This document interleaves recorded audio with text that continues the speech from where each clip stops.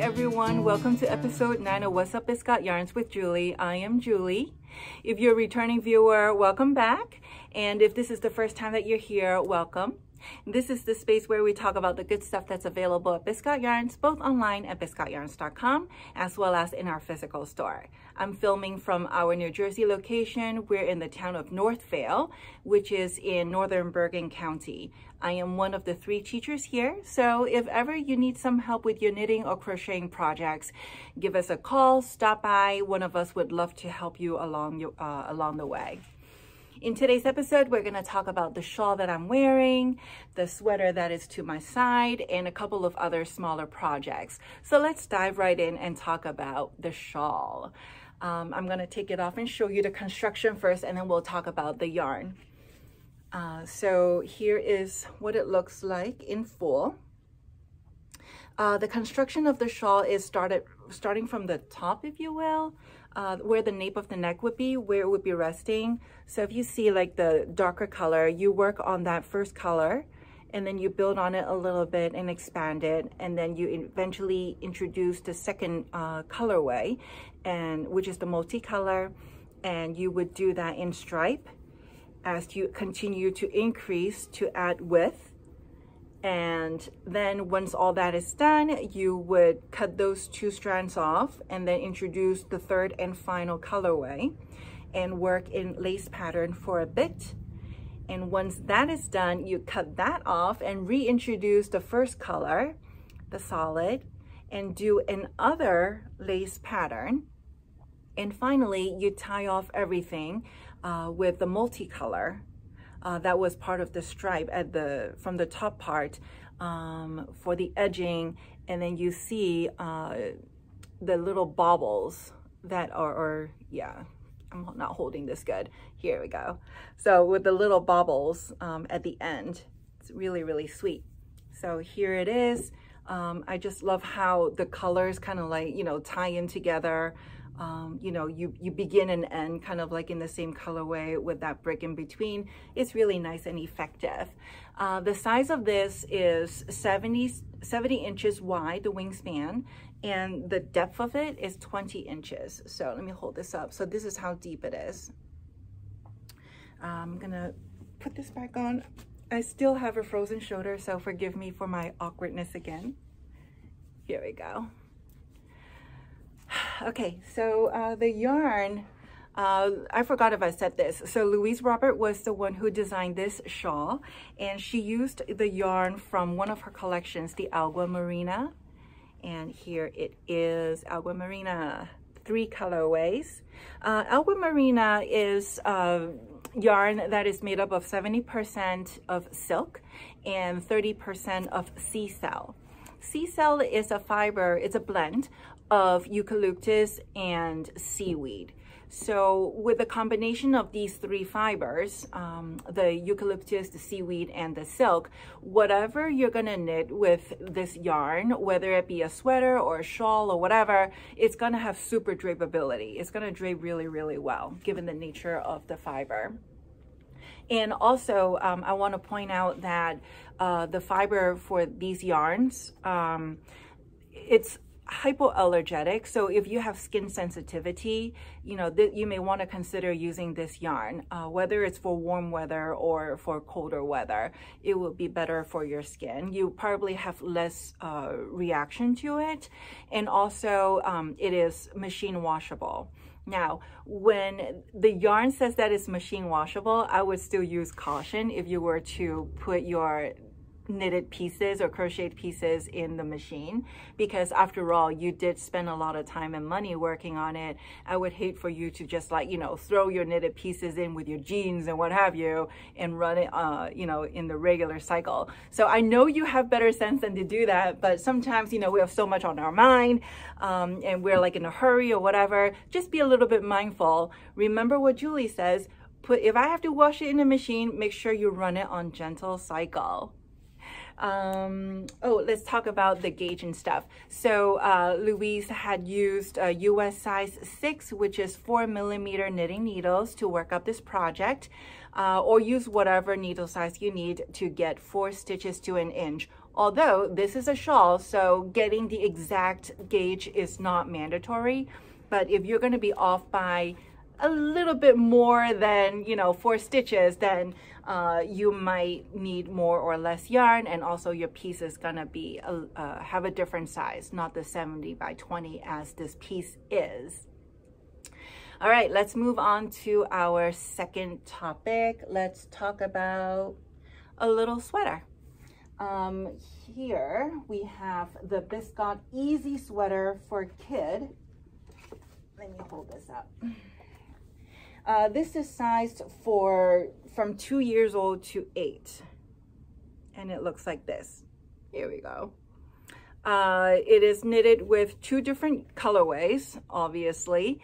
The stripe and then the solid is added on at the end. This piece is actually not knitted in a round like most of our patterns, but it's knitted flat. So you would knit the front and the back piece the same way. Start from the bottom. You cast on the stitches at the bottom and do some garter stitches, as you see, and then you switch up and do stockinette. And then when you get to the top, you would bind off the shoulder stitches and then continue knitting to the other end. And then you turn it around and then you bind off the shoulder stitches, and then you continue on to do a little bit more garter business with the solid color that you started. Did you start with? No, you didn't. So you're going to use the solid that you're going to be using for this sleeve. How about that? And then, like I said, you're going to do the same thing for the back. And then you're going to start where the armpit is. You're going to have a removable marker to mark where you're going to start the arm. And then you're going to knit the sleeve flat as well. And then once both sleeves are done, then you're going to sew everything together and piece everything together. And it will come out like this. So it's relatively straightforward and easy, not too much, you know, craziness going on.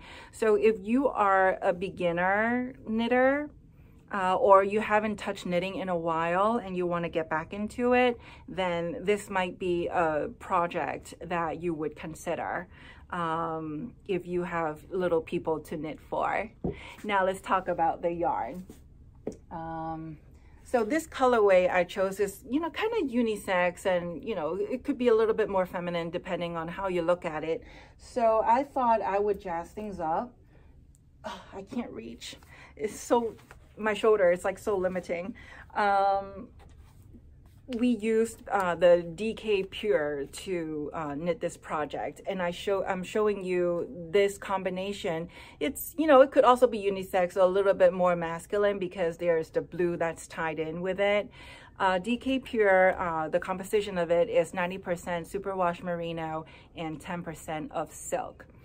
And in terms of the needle size and a gauge and all that good stuff, it was used US 7 needles to knit it, and you will get 4.5 stitches to 1 inch to make this project. So that's the second thing. And by the way, this baby, this kid sweater the pattern is available for free on our website.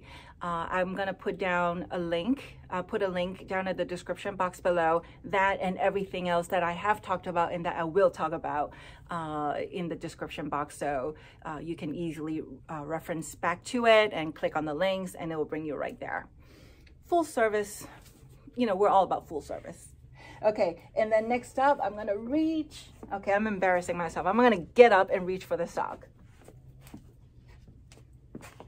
It is so sad. Anyway, so here is the third project. Let me take the tag off so I can show it a little bit better. Here we go. It's called the Trestle Socks, designed by Andrea Yetman. Here it is. It is a sock that was made with our Biscotte in this colorway. So this is the self-striping yarn, and then this is the solid that is used for the pale part, as you see. Okay. okay? And the Biscotte is 85% superwash merino and 15% nylon. Okay, and then for this, she used, let me see,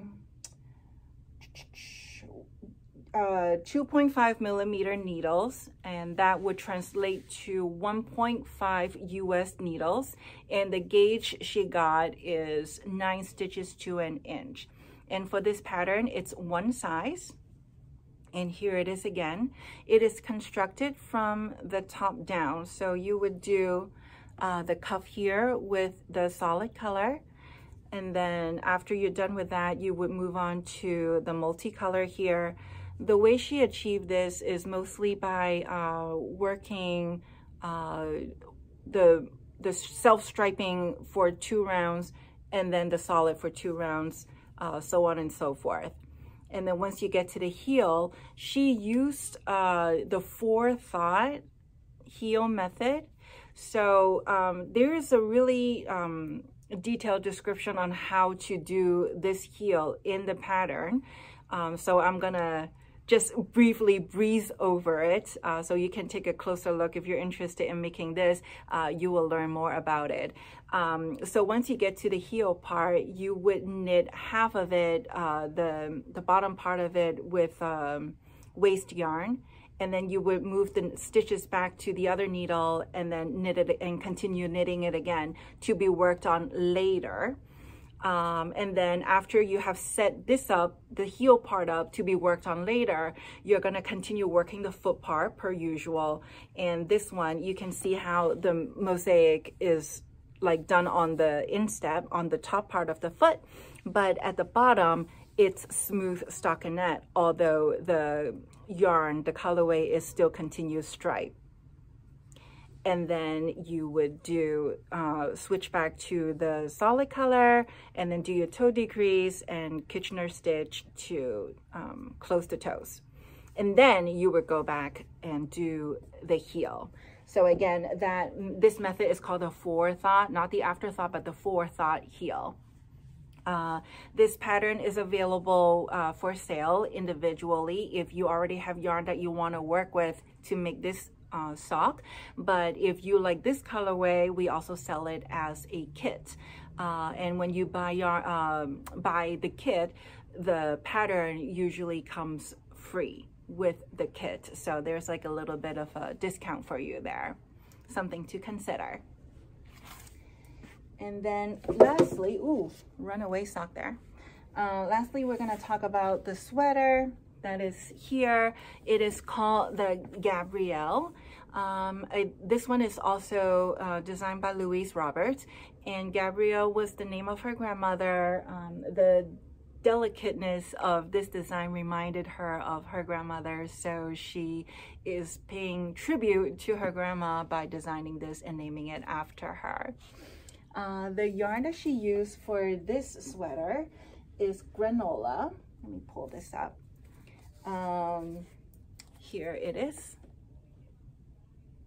Granola is 70% merino and 30% hemp. Here, hemp, we have another plant fiber that is also eco-friendly and also good for folks with skin sensitivity. And it is also machine washable, but again, you know, use caution when you have to wash it in the machine. Always use cold water in a gentle cycle. For the mundane stuff, for this pattern, we use a US 5 or 3.75 millimeter needle to knit this up, or whatever needle size you need in order to get 6 stitches to an inch. This pattern is pretty size inclusive. It ranges from the smallest size of 34 inches and as wide as 62 inches around. Gabrielle is knitted mostly in the round, but we do start off by knitting flat. First, we cast on X number of stitches for the back of the neck, and then we do some simple ribbing. And at the same time, we do increases on either end to add width to the piece and adding width for the shoulder, and you see already the lace motif that's starting there that graduates down to the sleeve, as well as stitches for the front, which we will look at in a second. And once you have built enough stitches to go around for front and back, then you will connect it and knit the piece in the round. And eventually when you get to the underarm, that's where you will separate for body and sleeve. So whatever stitches you have up to here, because remember how you're like knitting this back and forth, right? And then eventually connect it in a round. So whatever stitches you have here, you're gonna put it on waste yarn, and you're gonna pick those up later to work the rest of the sleeve stitches. In the meantime, your body will continue to be worked in the round, mostly in stockinette, as you can see. Oop, there's my finger. But here is on the side panel, you'll see that it's a lace pattern. I'm going to stretch it out so you can see a little bit better. And then eventually when you get to the hem, you will go back to the simple ribbing to finish the sweater. And I love how the side panel, the lace motif, kind of like marries very well with the sleeve stitches.